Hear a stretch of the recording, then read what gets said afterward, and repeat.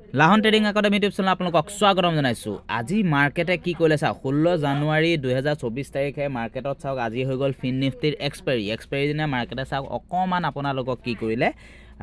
আপোনালোকে যদি চাই ফিন নিফটিত আপোনালোকৰ আজি ছাইড বেজ মাৰ্কেট আৰু যদি নিফটি 50টো চাই পূৰা ছাইড বেজ মাৰ্কেট দেখা পোৱা গৈছে। অলপ হয়তো ইফাল সিফাল হৈছে যদিও পূৰা ছাইড বেজ মাৰ্কেট। নিফটি 50ত যাই হওক অলপ হ'লেও বেৰিছ টাৰ্গেট দিলে।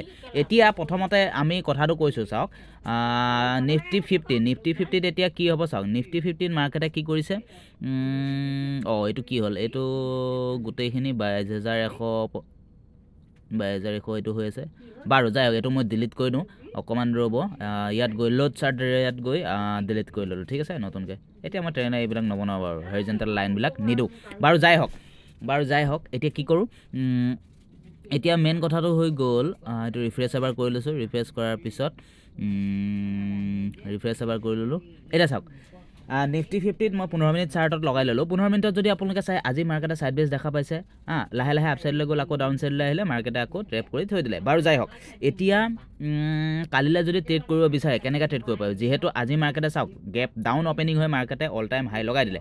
গতিকে কালিলৈ ট্ৰেড কৰিবলৈ যদি বিচাৰে আপোনালোকে কি কৰিব লাগিব, যদি আপোনালোকে কালিলৈ ট্ৰেড কৰিব বিচাৰে নিফটি 50ত, এতিয়া কালিলৈ আপোনালোকে ট্ৰেড কৰিবলৈ হ'লে চাওক, বেৰিছ টাৰ্গেট ৰাখিব পাৰে আপোনালোকে 21,880লৈকে বা 850লৈকে লাহে লাহে আপুনি বেৰিছ টাৰ্গেট ৰাখিব পাৰে। যদি মাৰ্কেটে এইটো ৰেঞ্জ আপোনাৰ পাৰ কৰে, ধৰি লওক 21,950 বা 900 বা 22,000 যদি মাৰ্কেটে তললৈ আহে তেতিয়াহ'লে। আৰু যদি চাওক যদি গেপ আপ অপেনিং হৈ পেলাই মাৰ্কেটে বা ফ্লেট অপেনিং হৈ মাৰ্কেটে অকণমান আপছাইডলৈ যাব বিচাৰিব পাৰে 22,080লৈকে বা 22,050, তাৰপিছতে মাৰ্কেটে বেৰিছ টাৰ্গেট আকৌ আহিব লাগে 21,950লৈকে, ঠিক আছে। সেইটো অকণমান চাই চিতি ট্ৰেডসমূহ কৰিব লাগিব। আৰু এটা কথা, গেপ আপ অপেনিং হৈ মাৰ্কেটে ডাইৰেক্ট আকৌ অল টাইম হাইও লগাই দিব পাৰে। আৰু এটা কথা, যদি গেপ ডাউন অপেনিং হৈ যায় তেতিয়াহ'লে লাহে লাহে মই বেৰিছ টাৰ্গেট ৰাখিম, যিটো আপোনালোকে যদি চাই 21,850লৈকে মই বেৰিছ টাৰ্গেট ৰাখিম। তাৰ তলত মই ইমান এক্সপেক্ট কৰা নাই, মই তালৈকে বেৰিছ টাৰ্গেট ৰাখিম 21,850 বা 800লৈকে মাৰ্কেটত বেৰিছ আহিব পাৰে।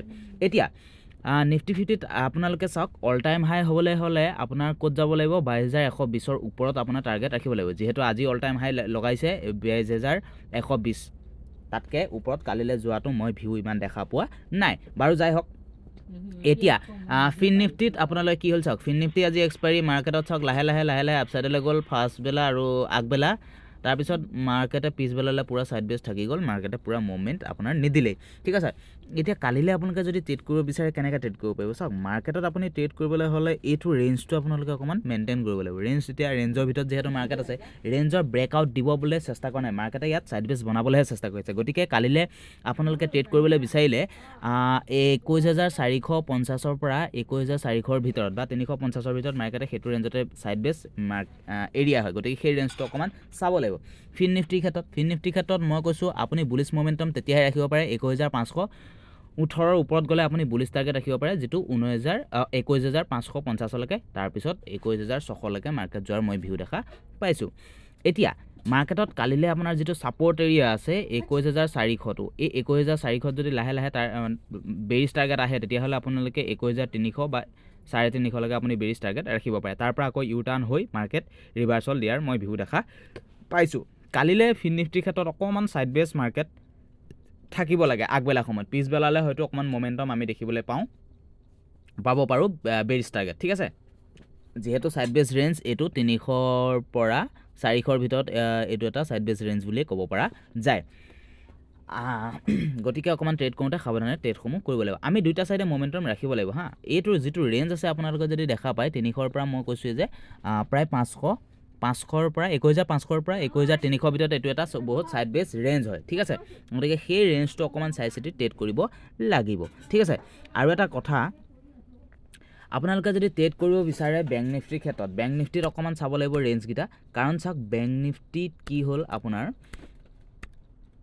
বেংক নিফটিত যদি আপোনালোকে চাই, বেংক নিফটিত আপোনাৰ আজি চাওক আপছাইডলৈ গ'ল, তাৰপিছত আকৌ মাৰ্কেটে বেৰিছ টাৰ্গেট আহিলে, বেৰিছ হ'ল আপোনাৰ গতিকে আপ মুভো দিলে, বেৰিছ মুভো দিলে। এই ৰেঞ্জটোত অলপ মেইনটেইন কৰিবলৈ চেষ্টা কৰিছে। যিহেতু যদি চাই 48,100ৰ পৰা, যিহেতু 48,000 আগতে 150 কৈছিলোঁ, গতিকে 48,150ৰ পৰা 48,000ৰ ভিতৰত এইটো এটা আপোনাৰ ইয়াত ৰেঞ্জ বনাবলৈ চেষ্টা কৰি আছে মাৰ্কেটে।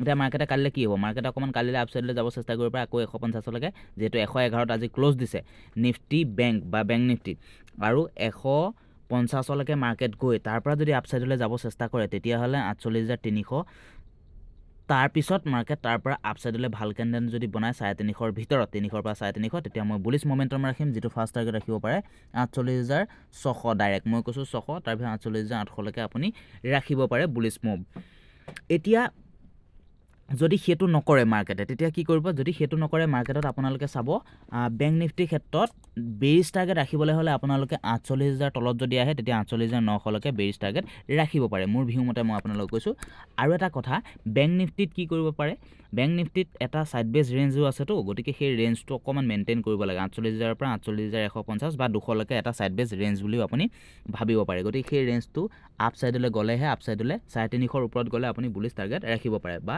অল টাইম হাই আপুনি ৰাখিব পাৰে নিফটি বেংকৰ ক্ষেত্ৰত যিহেতু কালিলৈ এক্সপায়াৰিও সাইডবেজ ৰেঞ্জো থাকিব পাৰে আৰু বা বেৰিছ টাৰ্গেটো ৰাখিব পাৰে আপোনাৰ সেইটো মই আপোনালোকক ক'লোঁ অল টাইম হাই আৰু এদিন বা দুদিন মই এক্সপেক্ট কৰা নাই বেংক নিফটিৰ ক্ষেত্ৰত গতিকে আজিলৈ ভিডিঅ'টো ইমান আছিলে যদি ভিডিঅ'টো চাই ভাল পাইছে লাইক আৰু শ্বেয়াৰ কৰিবলৈ নাপাহৰিব ধন্যবাদ